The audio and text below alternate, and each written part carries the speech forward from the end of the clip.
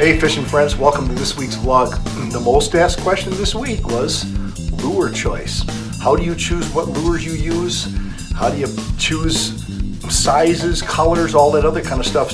So we're gonna kind of, again, just like I did last week with the rods, just ask you a question. You know, you think about lures, when most people walk through a sport shop or even look in their tackle box, and they look at their lures or the lures they intend to buy. I think a lot of people purchase lures just as an impulse because they like the way it looks.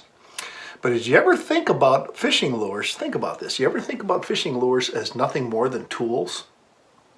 I mean, think about that. Really, that's the way that's really the way I approach lures for the most part. Is lures are the tools in my toolbox, the tools in my tackle box. That's how I choose lures. Now, you know, it's as simple as that, and yet at the same time, you know, those who are watching this that are inexperienced or still run into that, you know, geez, what should I throw on that, you know, on this spot? What should I throw on that fish? Let's take this in a different direction for just a little bit, and you'll see here, I have talked about this before. One of the things there's two things I try to do when I'm musky fishing is one, you know, read the muskie's location. Figure out, do you know the muskie's location? Most of the time, you know, in the musky world, in the waters we fish, a lot of it, I shouldn't say all the time, but most of the time we're fishing a shallower to mid-range fishery. So, you know, knowing if you're getting follows or you've got good information, you know where these muskies are, or you've got some experience in these spots and you know where they hang out, then the muskie location thing is kind of off, you know, off the chart, and now it's like, read the muskie's mood. So I do two things. Find the muskie's location, read the muskie's mood. And you take those two things, and that makes your lure choice easier. Let's just talk about muskie location for example. When I'm reading a muskie location, if I find out the fish are in shallow water, 1 to 4 feet, okay? Shallow water lures. I go in my toolbox and eliminate everything that runs deeper than 4 feet. That, you know, so now my tools, I'm concentrating on a few tools. So if the muskies are in that 1 to 4 foot of water, topwater lures, inline spinners, shallow running crankbaits. You know, those 3 lures are my primary shallow running jerkbaits. Those are my go-to tools. We'll talk about colors later. Okay, now if the fish are deeper than 4 feet, then I push those lures aside, those tools aside, and I start thinking about deep diving crankbaits, suspending jerkbaits, jigs, deep running swim baits like a lot of you folks are fishing. See what I mean? Where I'm going with this is it's really a tool, the right tool for the job. And that's really how simple it can be.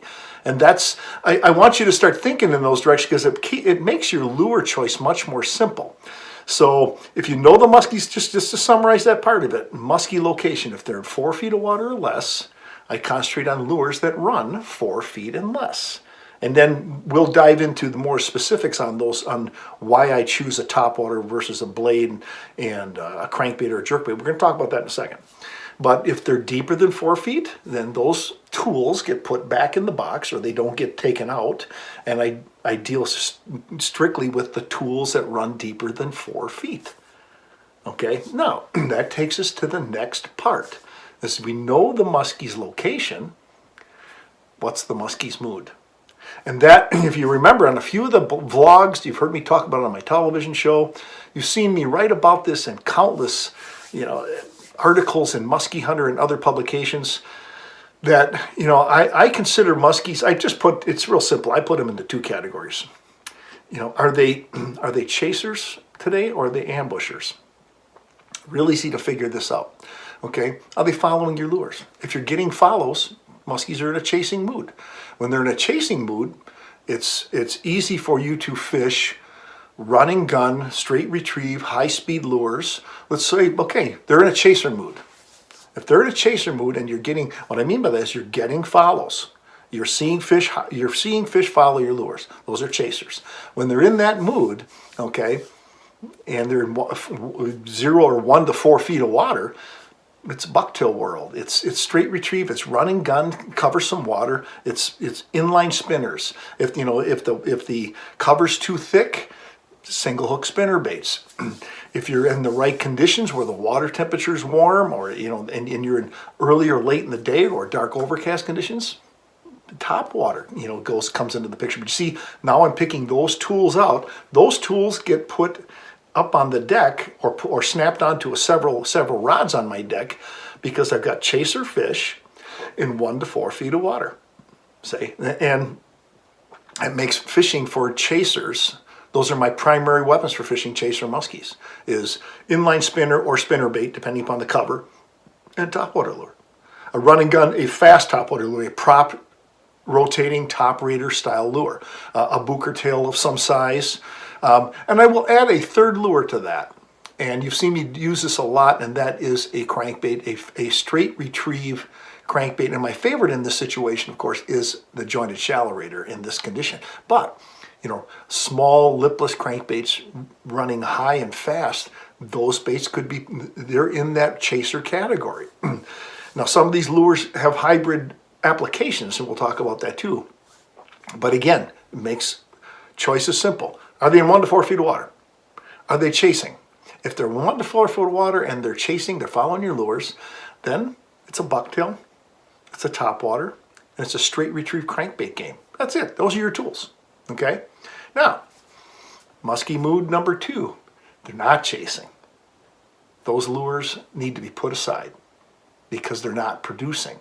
Now, those are ambushing fish. Those are fish laying tighter to bottom, tighter to cover, but they're still in 1 to 4 foot of water. Jerkbait time. See, now you put those tools away. Now you go to jerkbaits. You go to the classic up and down style jerkbait, the glide bait, the glide bait like the Glide Raider, the up and down style jerkbait like the classic Suics and Bobby baits and lures like that. And as you've heard me talk about several times, is the straight model floating diving minnow bait, which is a hybrid jerkbait crankbait lure. And I will use, for example, I'll use 5, 7s, and 9-inch shallow raiders and use them in a jerkbait fashion, at least 30%, 40% of my retrieve, and then turn them into a crankbait after that to trigger both side strikes and get their, and change up their attitude and their aggression. But what I'm after in that situation is these are not chasers, so I'm going to throw that teaser bait into the spot where I most think that, in that 1 to 4 foot of water where I most think that fish is going to be, and then I'm jerking the bait and I'm creating a lot of triggering lateral action in the spot where I think the muskie is most likely to be without taking that lure out of there. And this takes us to another point before we go any further, is that one of the biggest things that you got to consider when muskies are in a chasing mood, you're throwing the lure and it's zipping by. You're throwing the lure and it's zipping by that fish, and that fish is up and active and it chases the lure. Okay? And then he follows to the boat and you try to catch him on a figure 8. Now, if you do that with non-chasing fish, these ambushing fish, they're laying tighter to cover, and that bait goes up and past them, and they just let it go. They either see it and they're not interested, or they don't even see it. But whether they see it or they don't see it, they're not interested in it. Those fish, when you take lures like that, and they're running high and they go past the fish real quick, you just don't score on those fish. You put a lot of time on the water running chaser baits, high running, shallow running chaser baits. You just don't catch those fish. So when you use an ambush style, jerkbait style lure, this is what jerkbaits are for, folks. These jerkbaits are good at calling fish, and they really trigger these fish that are tight to cover and get them up and get them moving. So even if you don't get them to strike, you locate them. But what we're trying to do is actually get them to strike. And the best way to get those fish to strike is to put all of your emphasis into keeping the lure close and tight to the cover and not moving it fast. You don't want it to go, you don't want it to do that. You want it to hang here, do this, do that, go back, go forth. You want it to stay in the cover as long as you can. So it's a different mindset. That's why that's the right tool for the job when you have ambushing muskies. So always be looking at it that way. Musky location, musky mood. 1 to 4 feet of water and their chasers, you use run and gun baits. 1 to 4 foot of water and they're laying tight to cover, you use ambush style jerk baits. Okay, now let's move on with the same concept. Let's move on to muskies laying deeper than 4 feet. As soon as muskies are deeper than 4 feet or in that 5 to 10 foot range, you know, all those lures we just talked about, you know, they need to be put back in your toolbox, and you dig out your deep divers. Your deep divers, deep diving crankbaits become the deal. Suspending jerk baits that you can run deeper and they hold tight to cover, they become a bigger deal. Now, if they're chaser muskies, again, chasers, ambushers. They're chaser muskies, you're getting follows on these 4 to 10 foot, 4 to 12 foot deep positioned muskies.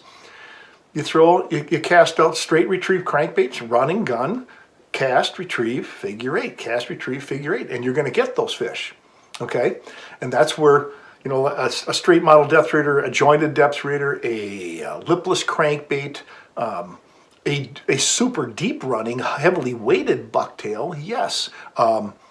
Running these swim baits, these big rubber baits, running them fast and steady, or, you know, a real fast pumping action, getting them through those spots, those will trigger those fish at that depth range, and those are the right tools for the job.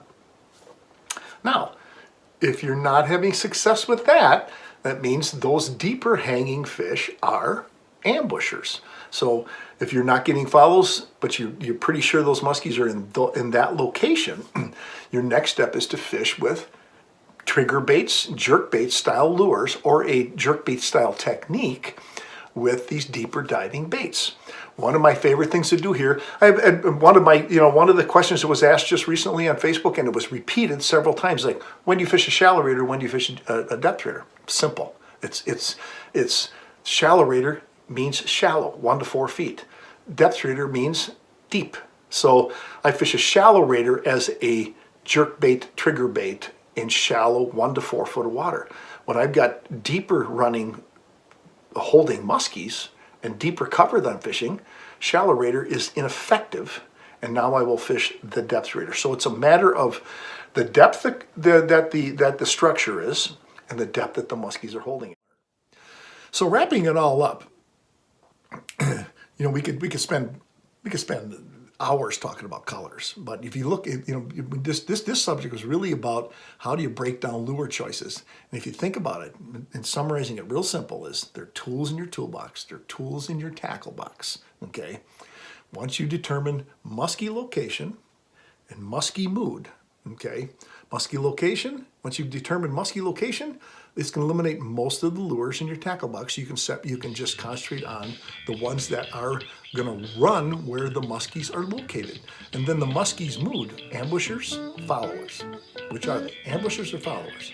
Because if they're ambushers, you got to fish with jerk baits. If they're followers, if they're chasers, then you can fish with run and gun, and you can fish faster. If you just summarize it like that, and then just match the size of the lures, you know, to the mood of the muskie as well. If you're not getting them to strike, go outrageously up or go down and see if that does make a difference. And then also test colors on muskies, test colors on good spots, test colors on fish where you know they are, where you know where they are, they followed or whatever, and you didn't get them to strike, change up the color, change up the size. Sometimes that's all it takes to take that fish to that next level, which is a lot of times it's about that much. You know, it's just getting that fish to close the deal and strike. Hope you enjoyed this week's vlog, folks.